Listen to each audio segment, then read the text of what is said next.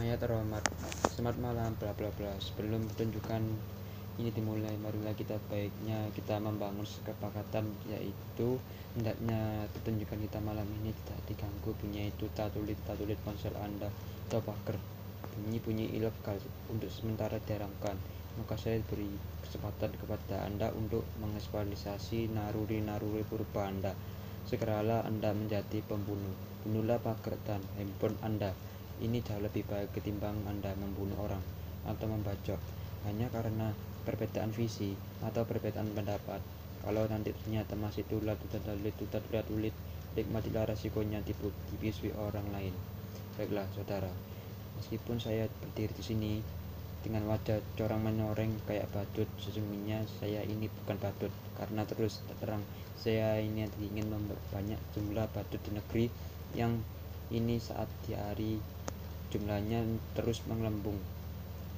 Jika kita polisi badut over kuota, semua posisi sudah diisi oleh orang-orang yang lucu yang mengemaskan, sampai-sampai juga menolong yang sok lucu terancam kehilangan sandang pangannya.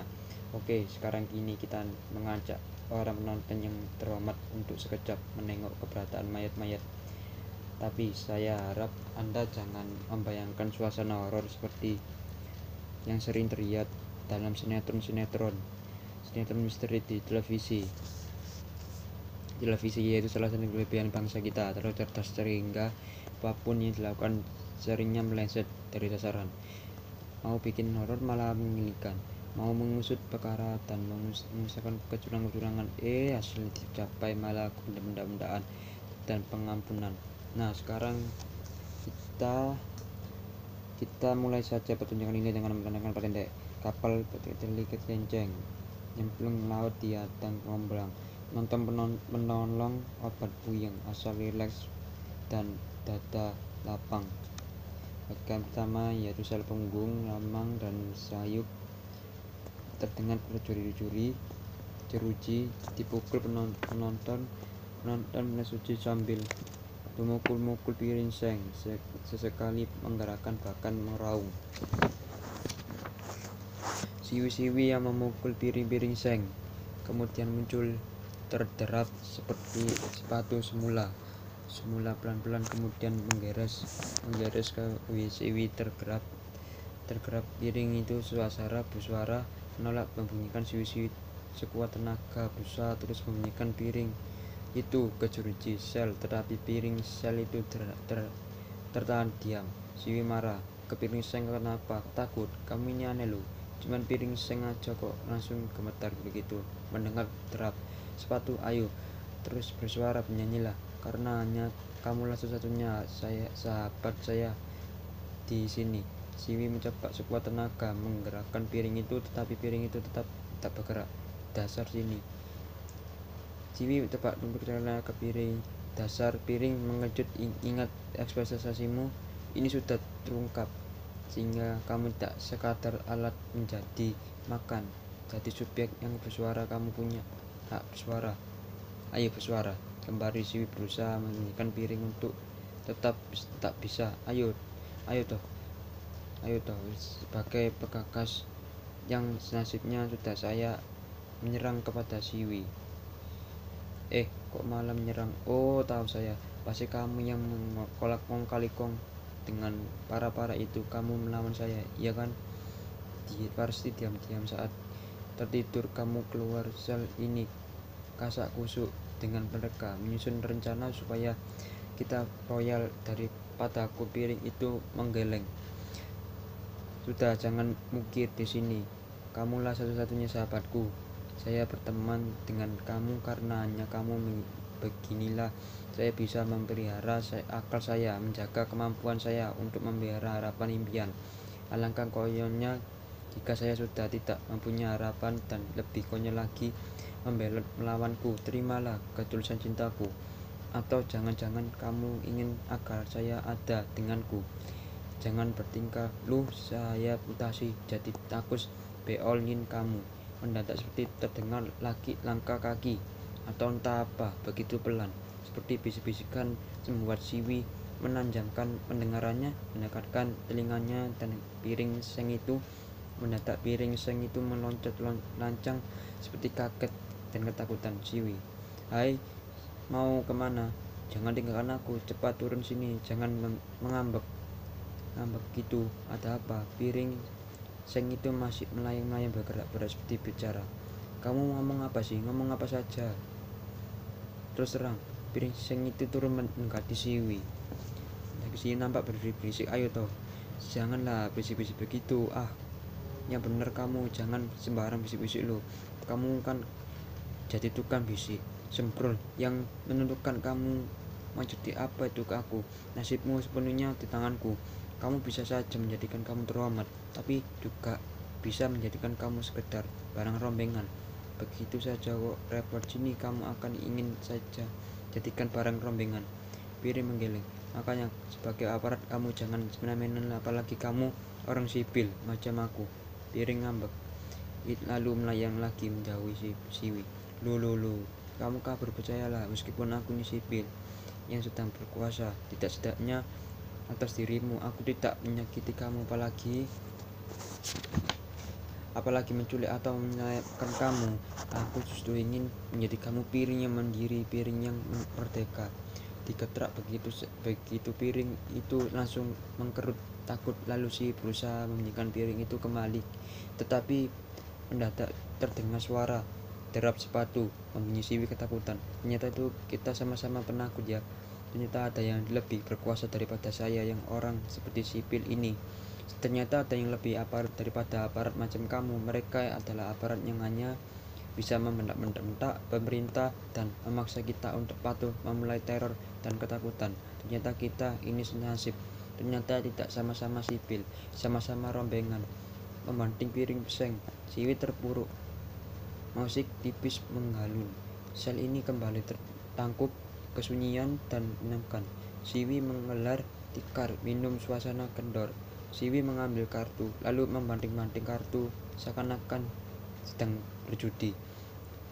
Siwi, "Penjara, kuburan, apakah yang membedakan keduanya? Barangkali tak ada. Setiap orang tak ada yang ingin memikirkan keduanya, berusaha tertatap, mungkin tak bersentuh dengannya. Orang tak ingin berhubungan dengan kuburan karena selalu mengingatkan pada kematian. Dan orang tak mau berurusan dengan penjara karena juga sering berkali-kali berujung kematian. Dengan payah ialah berusaha bangkit kembali, merawang keluar keruji, memukul piring seng, kemudian bergerak pelan di arah bibir panggung, dan suara musik sanyuk lahan menghilang bagai yang bergerak menjauh." Siwi, "Ada pasti membayangkan kalau saya ini tokoh besar, tokoh posisi, ditangkap kemudian dipenjarakan. Ya, setidaknya seorang demonstran militan. Wow, betapa gagah mulianya pasanganku, bersaudara ini. Sematinya saya ini seharusnya merawat kesalahpahaman itu sebagai mungkin agar saya bisa sedikit terhibur, sehingga diam-diamnya saya ini bisa merasa bahwa diri saya ini memang orang penting, orang besar yang selalu berbakti berkuasa." Tapi sebentar, mencermati sosok tersendiri, saya kok gak curiga. Jangan, saya ini memang benar-benar pemberani. Penelitian cerdas. Siwi meminta konfirmasi lantai sebagai pembangkang. Benarnya pada piring-piring pantas yang saya jadi pembangkang yang selalu tidak konsisten. Tapi celakanya dia seorang justru kunci kekuasaan saya cuma sebatas kuburan yang tulang berserakan tumpuan. Cuman justru kunci kuburan umum tentu lebih baik. Misalnya kalau saya ini justru kunci taman makam pahlawan, sebab menjadi juru kunci taman makam pahlawan tentu bersetuju dan memiliki banyak privilege. Lah ya jelas lah, wong yang diurusi itu jasad pahlawan. Ingat, pahlawan sambil melambungkan mulut. Meskipun hanya pahlawan itu lebih pada orang-orang yang memegang senapan, istilahnya yang digunakan saja beda. Kalau orang yang bersenapan yang mati, maka ia disebut gugur dalam tugas. Gugur tumpuh berseribu tuna sudah meninggal, apalagi kalau hanya kera yang mati, maka dengan semena-mena ia disebut tewas atau koit atau bahkan modar. Kok enggak ada yang karena mati gugur dalam bertugas, padahal seorang karena yang pada galibnya juga punya tugas mulia. Karena kemuliaan itu ada ukuran sendiri-sendiri, tergantung bagaimana kita memaknai kemuliaan itu. Meskipun hanya kebanggaan merasa tergantungan dari suatu sosialnya dan bersejarah yang tertulis, para pendekar cenderung menganggap semenapan sebagai ukuran pahlawan, bukan pada kecemerlangan otak, ketulusan pengabdian dan ketegaran integrasi dirinya. Tapi saya ambil kepedulinya, meskipun mayat-mayat itu urus di kategorian pada pernah mengeluh meskipun tempat persemayamannya panas, gerah, sumuk. Mereka tidak punya AC untuk tidak macam-macam menuntut ini itu minta kenaikan gaji. Akhirnya saya paham kalau toh malah mereka itu tak banyak menuntut ini itu. Barangkali mayat-mayat itu memang sudah lama terdidik yang terbiasa untuk menderita ketika hidup sedunia, sehingga wajar misalnya jika mereka lebih merasa nyaman di kuburan, karena di dalam kuburan mereka tidak pernah mengalami tekanan-tekanan yang dalam bentuk apapun. Mayat-mayat yang urus itu begitu santun. Mereka adalah klien-klien yang terhormat, meskipun bisa jadi mereka mati tidak dengan terhormat, mendapatkan kehormatan yang dijerat lehernya atau di bahu kepalanya, diperam atau kulkas dan bulat panjang tumpul selonjor besi. Ya, selonjor besi yang bulat panjang tumpul itu dibuang di buat hutan. Saya benar-benar terkesima dengan nasib mayat sahabat saya itu. Mbak, wahai mayat yang selalu hadir dalam mimpi burukku, di manakah kamu? Ceritakan padaku tentang dirimu. Apa sih status Anda untuk hidup di dunia? Saya hanyalah seorang pemburu. Lalu kenapa Anda sampai meninggal? Saya dituduh memimpin demonstrasi kenaikan gaji. Bukan Anda yang bernama. Jangan sebut nama saya. Saya telah menjadi hantu yang menakutkan bagi orang-orang yang dengan bangganya menghabisi saya demi perut mereka. Tapi nama Anda sudah sangat terkenal, bahkan menjadi legenda yang cukup menggoncang dunia peradilan yang terguncang, namun tak mampu membuat apa-apa. Nama saya hanya berhenti sebagai fakta, sebagai data yang disimpan dalam berkas-berkas mereka. Apakah Anda bisa menyambut nama orang-orang menyelamatkan Anda? Tidak. Kalau saya sebutkan, mereka seperti akan membunuh saya lagi. Saya takut untuk mati yang kedua kali. Siwi tersadarnya lalu berkata, kenapa aku justru dilewaran kurusi persoalan besar yang masih gelap? Bukankah persoalan tersendiri masih gelap? Aku sendiri tak pernah tahu bahwa diri memiliki kelayakan untuk dikurang seperti ini. Tapi soalnya barangkali bukan layak atau tidak layak untuk dipenjara. Yang jelas, khusus ini butuh korban, butuh tumbal, dan aku menolak dan tumbalkan. Besok kepada Intergori akan saya katakan persoalan yang sesungguhnya, biar semuanya jelas. Siwi mengantuk. Walah, integrasi, lagi-lagi integrasi. Mendadak terdengar derap suara sepatu. Siwi ketakutan.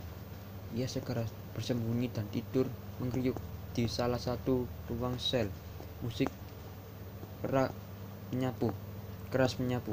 Bagian 2. Ketika Siwi tertidur, setting jeruji penjara berubah menjadi gerbang kuburan yang mendadak terbuka. Terdengar suara deru truk menggeram dalam kelam, lalu mengendap derap kaki memasuki kuburan. Teriak-teriakan yang seakan-akan menunjukkan rahasia tetapi diucapkan dengan tergesa semua, menggambarkan suasana pemakaman ratusan mayat yang darurat, secepat dan gawat. Siwi perlahan bangun dari tidurnya, tergerak menyaksikan semua itu. Lalu ia pelan-pelan mengendap dalam gelap sampai kemudian suara truk menderu menjauh.